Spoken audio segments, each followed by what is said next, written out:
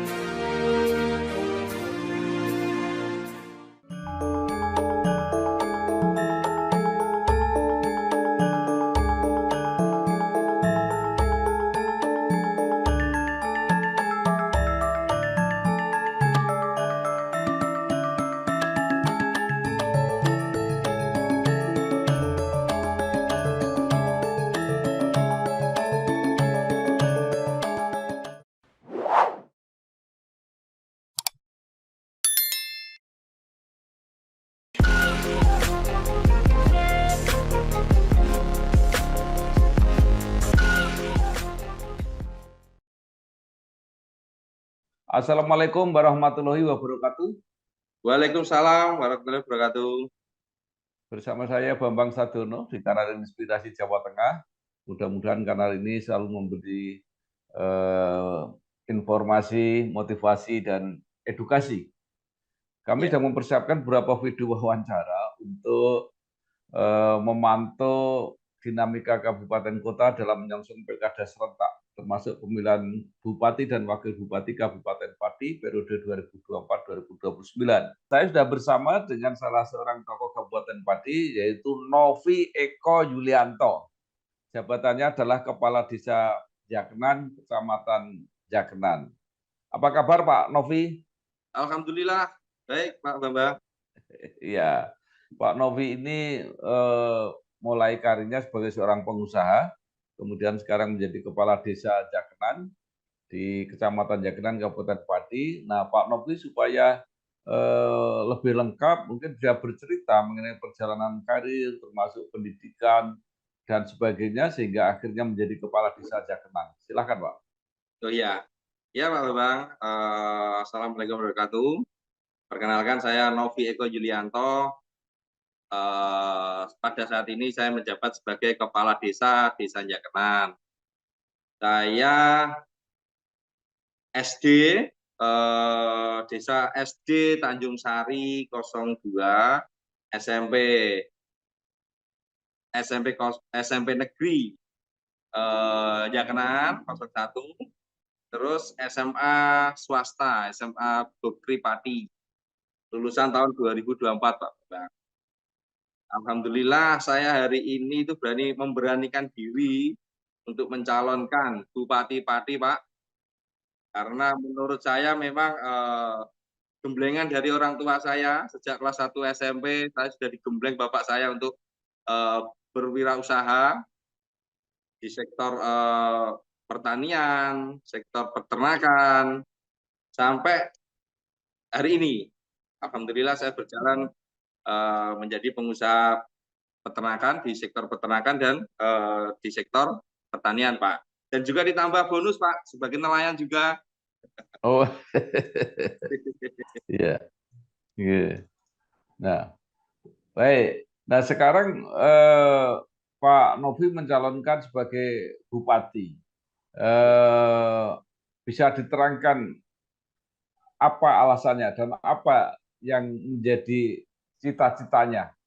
Ya, memang saya pribadi itu memang mempunyai cita-cita itu bergerak di sektor politik.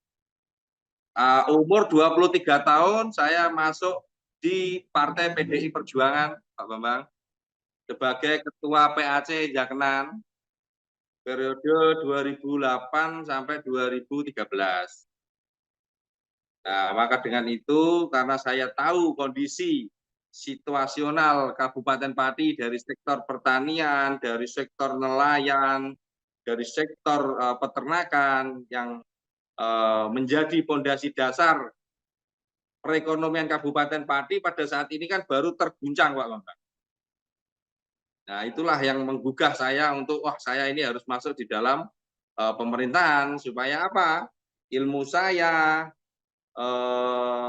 langkah-langkah saya bagaimana untuk, oke, ya itulah tadi karena saya apa namanya tergugah semenjak menjadi kepala desa ini kan tahu bagaimana carut marutnya di pedesaan, Pak Bambang, tentang satu permasalahan petani, krisis pupuk, terus terjadinya krisis tenaga kerja, terus infrastruktur pertanian yang tidak di apa tidak dijadikan program prioritas gitu, Pak Bambang. Termasuk di nelayan, Pak. Gimana?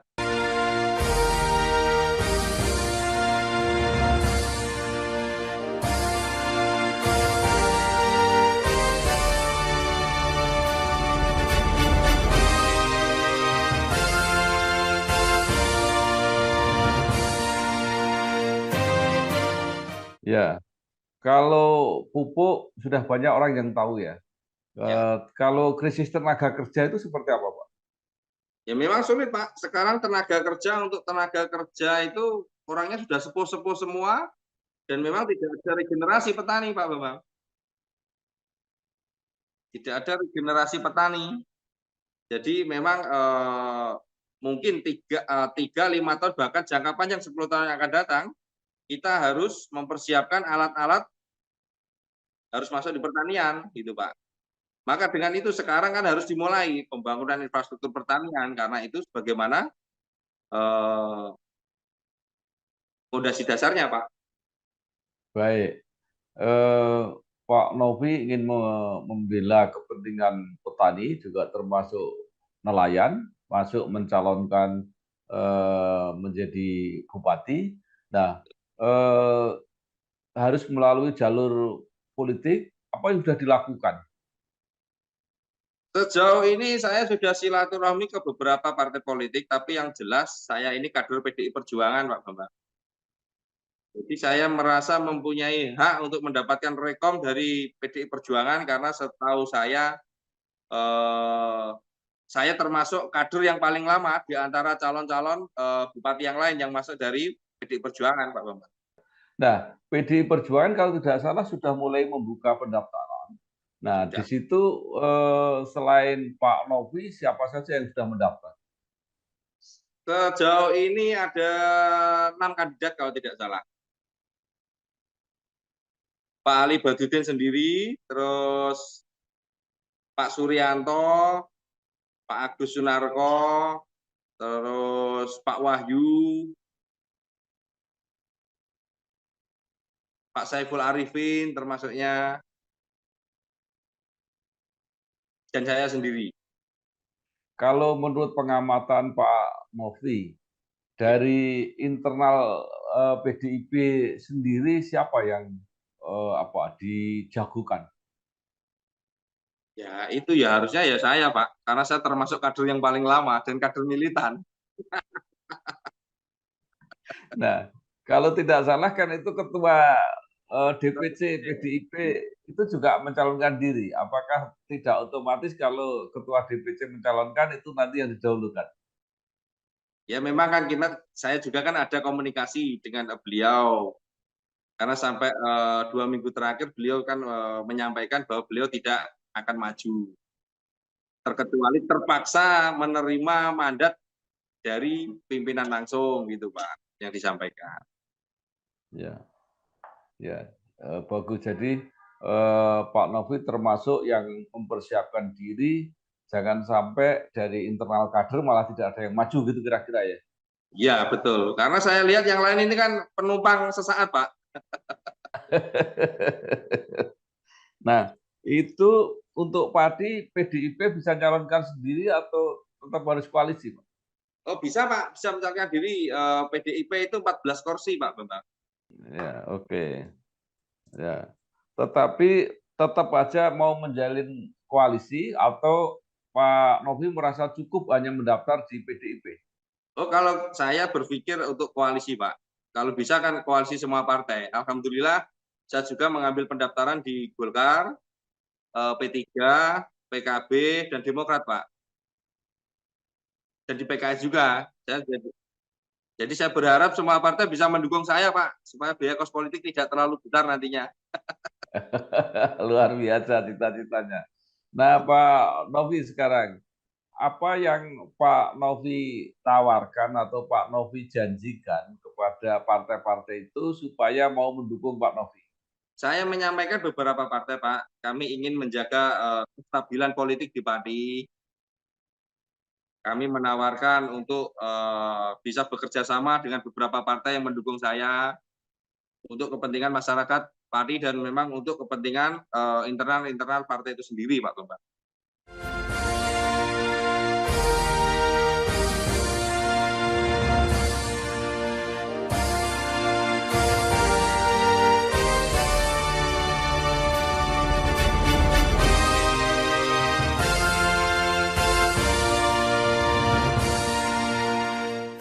Nah, sampai saat ini apakah sudah ada partai yang menyatakan bahwa akan mendukung dan mengusung Pak Novi?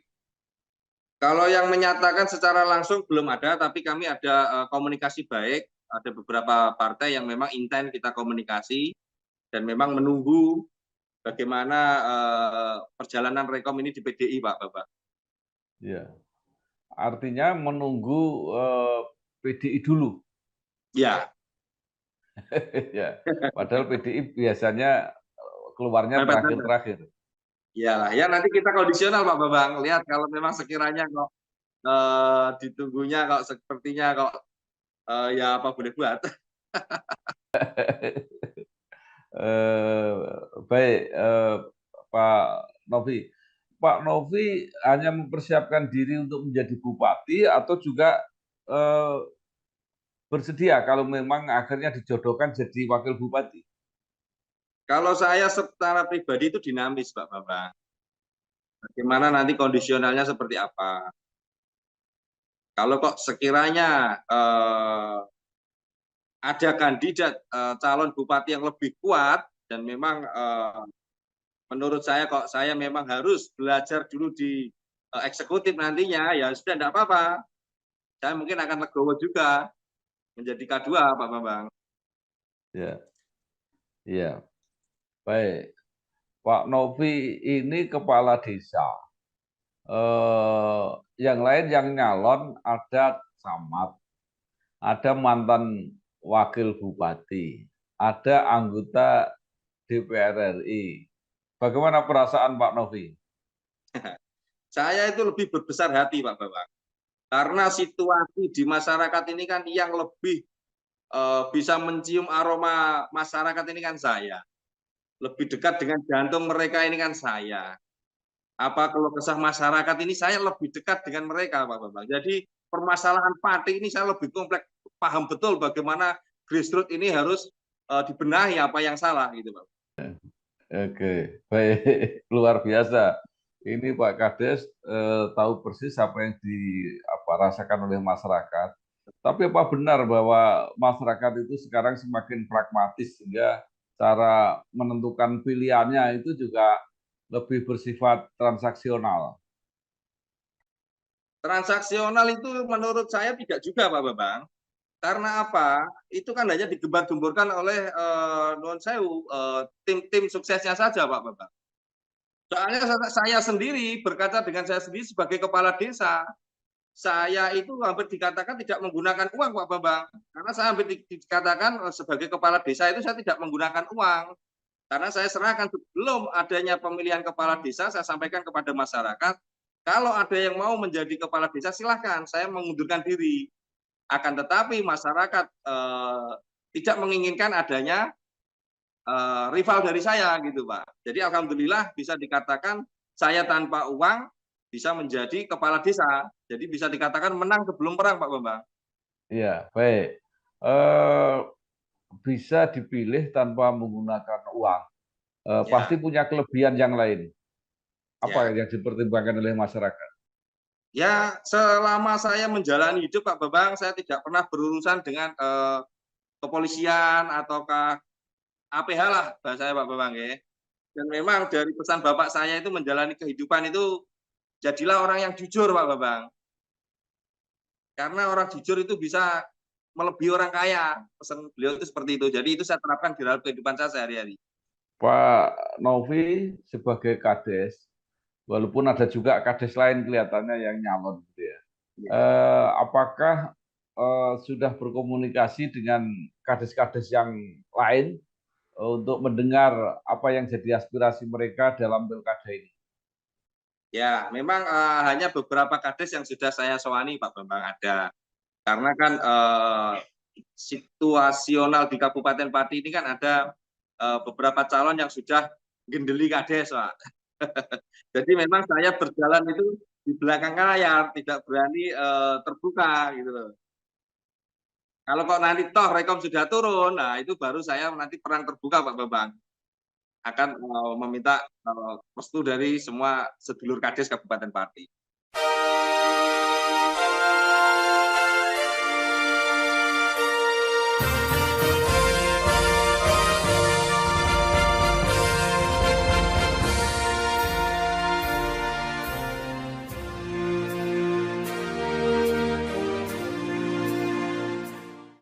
Ya. Nah ini memang dibolak-balik ya. Kalau Rekom sudah turun baru aktif, padahal yang akan memilih Rekom itu juga memantau antara lain melalui survei. Dan nanti kalau Pak Novi nggak aktif, nggak terlihat di survei, bagaimana? Ya kita kan berjalan cuma di belakang layar Pak Bambang, tidak di depan layar. Jadi ibaratnya itu gerilya pelan-pelan Pak Bambang. Iya. Luar biasa saya kira. Nah, eh, tadi Pak Novi luas ya, bisa jadi bupati, bisa jadi wakil bupati. Nah, menurut Pak Novi, siapa saja yang kira-kira potensial, jadi nanti bisa berpasangan dengan Pak Novi? Kalau itu kan nanti kita juga melihat Pak, yang memang ada kandidat-kandidat yang kuat seperti Pak Sudewo juga kuat, Pak Saiful Arifin juga kuat, itu salah satunya. Tapi ya tinggal nanti kita masih perang untuk mencari Rekom dulu Pak. Jatuh kepada siapa ini wahyunya nanti. Pak Novi sudah mencanangkan 10 program prioritas kalau Ya, terpilih. Nah, mungkin bisa diceritakan. ya Pak, memang 10 program prioritas itu kan salah satunya saya memang berpikir itu adanya layanan birokrasi itu 24 jam. Itu tapi yang terpadu ya Pak ya, saya berpikir di situ. Karena apa? Jangkauan Pati ini kan sangat luas. Contoh dari Sukolilo atau Duku Sekti. Ini kan jarak tempuhnya kan sangat lama. Jadi dengan kesibukan ekstra masing-masing pengusaha sekarang, itu kan memang perlu pelayanan itu ditingkatkan Pak Bambang. Itu salah satunya. Terus nomor dua, memastikan biaya sekolah. Selama saya berinteraksi dengan partner-partner saya, yakni peternak di bawah, Pak, pada saat kami transaksi sapi, loh, kenapa sapinya belum gemuk kok sudah dijual? Ini untuk biaya masuk sekolah, Mas Novi, gitu kan? Kenapa? Biaya sekolah itu uang bangunannya tinggi, biaya seragamnya mahal, buku-buku mahal. Nah, itulah termasuknya yang harus kita benahi. Tidak boleh adanya bisnis di sektor pendidikan, itu menurut saya. Terus lagi yang ketiga, prioritas pembangunan infrastruktur pertanian, Pak. Petani ini kan minim dengan media sosial. Makanya jalannya itu rusak, mereka diam dan pemerintah pusat tidak mendengar, Pak Bambang. Maka itu saya yang sering turun ke bawah mengetahui, waduh ternyata problematika petani jalan rusak pun ya mereka diam. Nah inilah tugas kita untuk mengerti bahwa itu harus dibangun. Karena apa? Untuk mensiasati 5 tahun bahkan 10 tahun yang akan datang, petani milenial harus turun ke pertanian, memegang alat. Nah, andai kata alat sudah ada, kan jalannya juga sudah siap gitu, Bapak. Termasuknya yang pelayanan, kesehatan, cukup tunjukkan KTP. Karena saya sebagai kepala desa, Pak Bambang, itu terjadinya KIS orangnya masih hidup, tapi KIS-nya mati. KIS-nya mati. Lah inilah harus dibenahi di dinas-dinas yang terkait. Gitu. Jadi biar supaya apa? Ini kalau masalah kesehatan ini kan riskan. Masalah kemanusiaan. Nah, inilah yang harus diutamakan. Cukup menggunakan KTP mereka sudah cukup bisa periksa gitu, Pak. Terus lagi pembentukan KTP KK. Nah, ini kan termasuknya tadi yang saya sampaikan. Orang Sukolilo harus ke Dukcapil. Padahal jarak tempuhnya itu bisa 35 kilo, Pak Bambang. Belum nanti di sana harus daftar online. Mereka apakah yang bisa daftar online? Kalau tidak bisa kan kasihan juga, jarak tempuhnya terlalu jauh. Jadi supaya bisa dipermudah, cukup di desa masing-masing atau paling jauh di kecamatan terdekat lah. Itu salah satunya.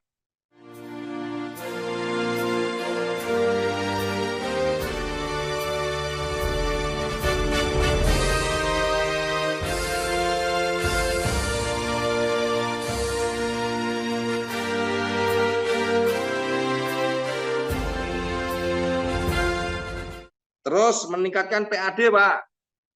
Meningkatkan PAD. Nah, ini kami ingin membangun sebuah sistem untuk apa?